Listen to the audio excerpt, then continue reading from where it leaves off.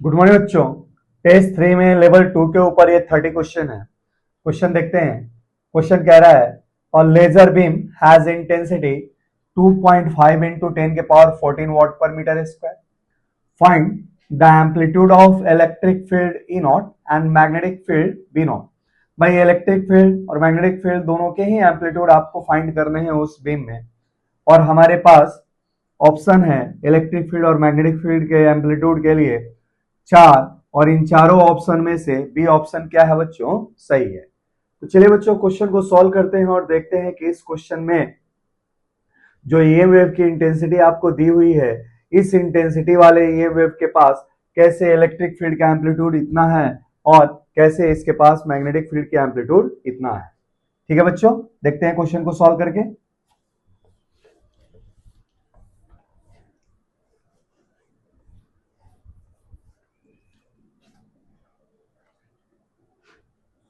Solution देखें। देखिए, जब भी ईएम वेव की इंटेंसिटी आपको दी हुई होती है और उस इंटेंसिटी से इलेक्ट्रिक फील्ड का एम्पलीट्यूड मैग्नेटिक फील्ड का एम्पलीट्यूड निकालना होता है, तो आपको एक रिलेशन हमेशा याद रखना है। क्या? इंटेंसिटी ऑफ ईएम वेव और उसकी एवरेज एनर्जी में रिलेशन। तो हम जानते हैं कि relation between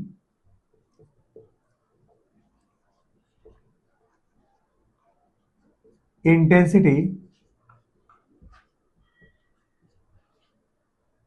and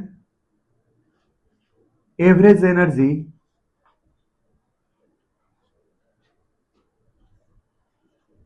average energy का सिंबल यूज होगा बच्चों यू एवरेज से, है ना।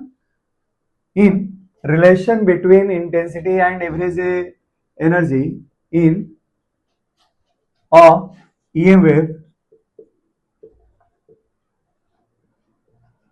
इज गिवन बाई, कैसे दिया जाता है बच्चों, कैसे दिया जाएगा।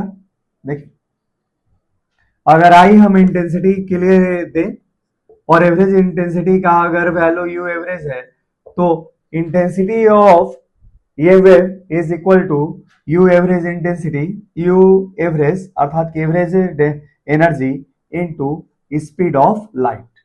ठीक है, अगर उस ई वेव की एवरेज एनर्जी को स्पीड ऑफ लाइट से मल्टीप्लाई कर दिया जाए तो जो क्वांटिटी मिलती है वो इंटेंसिटी ऑफ ई वेव होती है। अच्छा, इंटेंसिटी तो इतनी दी हुई है, अब यू एवरेज क्या होता है, तो देखिए यहां हियर एक ईएम वेव के पास एवरेज एनर्जी क्या होती है ये देखें। तो किसी भी ईएम वेव की एवरेज एनर्जी ऐसे दी जाती है इलेक्ट्रिक फील्ड के एम्पलीट्यूड के फॉर्म में 1/2 epsilon naught E naught A square, या मैग्नेटिक फील्ड के टर्म में ये वैल्यू दी जाती है बच्चों B naught A square upon 2 mu naught, जहां पे ई नॉट और बी नॉट क्या है, amplitude of electric field and magnetic field respectively. ठीक है, तो इलेक्ट्रिक फील्ड के एम्पलीट्यूड और मैग्नेटिक फील्ड के एम्पलीट्यूड के फॉर्म में हमारी एवरेज जो एनर्जी है ऐसे दी जाती है। अब ऐसी स्थिति में अगर हमें आई की वैल्यू दी हुई है तो यहां से ई नॉट भी निकाला जा सकता है और बी नॉट भी निकाला जा सकता है, लेकिन आप जब भी क्वेश्चन करेंगे ना तो केवल एक फॉर्मूला याद रखें और ई नॉट और बी नॉट में एक रिलेशन याद रखें। हमारे पास एक रिलेशन होता है कि जो स्पीड ऑफ लाइट होती है वो इलेक्ट्रिक फील्ड के एम्पलीट्यूड और मैग्नेटिक फील्ड के एम्पलीट्यूड के रेशियो के बराबर होती है। तो एक ये रिलेशन आपको याद है और एक ये रिलेशन आपको याद है, तो एनर्जी से रिगार्डिंग जितने भी क्वेश्चन है लगभग आप उनको सॉल्व कर पाएंगे। तो हमारे पास इंटेंसिटी ऑफ ईएमएफ और उसकी एवरेज एनर्जी में इस प्रकार से अगर रिलेशन है तो इस रिलेशन का यूज करके हम निकाल सकते हैं क्या, एम्पलीट्यूड ऑफ इलेक्ट्रिक फील्ड।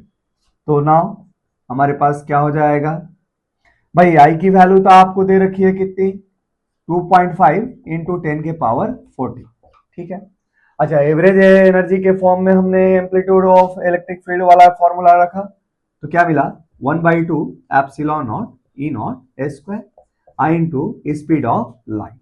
अब यहां से हमें मिल जाएगा क्या बच्चों, ई नॉट की वैल्यू, तो E naught A square equal to ये क्या हो जाएगा 5 हो जाएगा ना, तो 5 इंटू 10 के पावर 14।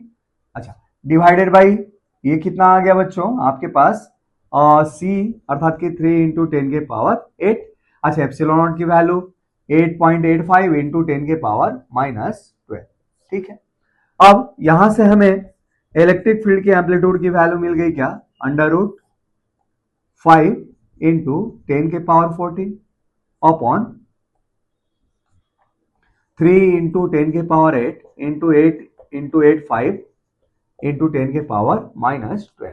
अच्छा, इसको अगर सॉल्व करेंगे तो इसको सॉल्व करेंगे तो हमारी वैल्यू कितनी मिलेगी, 4.3। आप कैलकुलेटर से सॉल्व करके देखिएगा, 4.3 इंटू 10⁸8। अच्छा, यूनिट क्या होगी, न्यूटन पर कूलम या वोल्ट पर मीटर। तो इस तरीके से हमारे पास इलेक्ट्रिक फील्ड का एम्पलीट्यूड आ गया बच्चों, है ना। इसको सॉल्व करके देख लीजिएगा, इस वैल्यू के आसपास ये आएगी। अच्छा, अब हमें निकालना है मैग्नेटिक फील्ड का एम्पलीट्यूड। ये वाला रिलेशन यूज कर सकते हैं भाई, एक भी अगर टर्म पता है ई नॉट और बी नॉट में तो हम दूसरा टर्म निकाल सकते हैं। तो हमारे इस क्वेश्चन में ई नॉट की वैल्यू हमने निकाल लिया। अब यहां सी की वैल्यू पता होता है तो बी नॉट की वैल्यू हम निकाल सकते हैं। कैसे, देखें।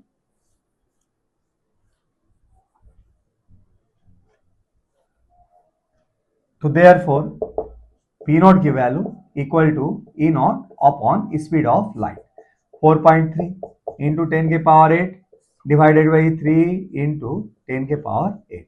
अच्छा, इसको सॉल्व करेंगे, ये वैल्यू ये मैंने सॉल्व कर रखा है कैलकुलेटर से, आप करके देखिएगा। तो क्या होगा, 314 1.44, है ना। 10⁸8 कैंसिल आउट, तो ये यूनिट क्या होती है मैग्नेटिक फील्ड की, टेस्ला। तो इस तरीके से इस लेजर बीम के पास इलेक्ट्रिक फील्ड का एम्पलीट्यूड हमारे पास कितना होगा, 4.3 इंटू 10⁸8, और मैग्नेटिक फील्ड का एम्पलीट्यूड कितना होगा, 1.44 टेस्ला। तो चलिए बच्चों और क्वेश्चन करते हैं इस टेस्ट के ऊपर।